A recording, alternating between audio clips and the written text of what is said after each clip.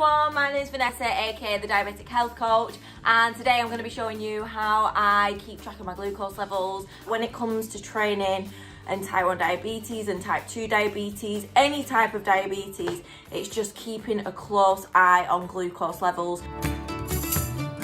So I've just basically checked my glucose levels and they're around 6 millimole, which is pretty good. To be honest, I like them to be a little bit higher when I do cardiovascular type exercise.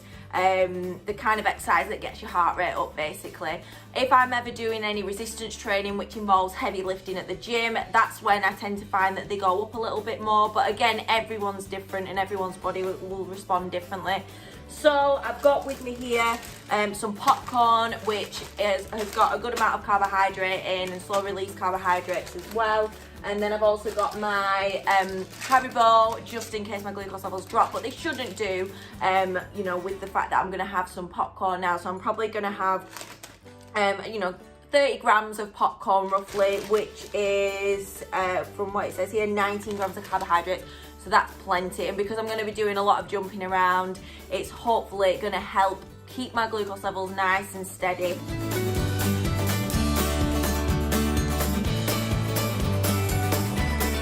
So I'm halfway through the workout and as you can see, a little bit out of breath. I'm probably about 20 minutes in now. And yeah, I've just checked my glucose levels and it looks like the popcorn has started to work its magic. I'm around 7 now. So I'm hoping that I kind of like finish around 8 millimole. Hopefully not go up too much, because sometimes I find that can also have an impact depending on how my body responds to the exercise. But yeah, overall so far really good.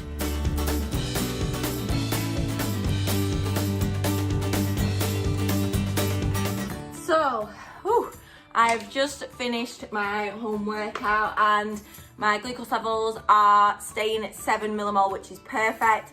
But I'm a little bit apprehensive. Sometimes you tend to find that there might be a little bit of a delayed drop when it comes to exercise, because it can affect us. I think it's something like up to 16 hours after. So here are my 3 top tips when it comes to exercise and managing glucose levels around exercise, and just getting the most from our exercise as well when living with diabetes.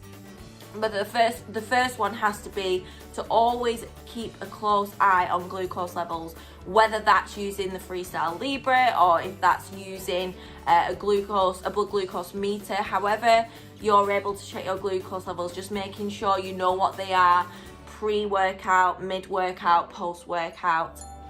Keep hydrated. Really important, because as we know, when it comes to diabetes, we can feel very dehydrated sometimes, especially if glucose levels are running that little bit high. So just making sure that we are keeping hydrated throughout. And my third tip for those living with diabetes and exercising is to not let, if you have, for example, a situation where you exercise and then glucose levels may drop or go up and it kind of puts you off a little bit, try not to let that put you off, and just see it as a learning opportunity. Think, okay, well, this has happened and this is what I've done, so what can I do next time so that potentially this doesn't happen, or just to make things a little bit better. So just making sure that we don't let any kind of situations where our glucose levels don't do what we want them to do during exercise, don't let that affect our progress moving forward. It's remembering that exercise plays such a huge part in terms of diabetes management and our overall health as well.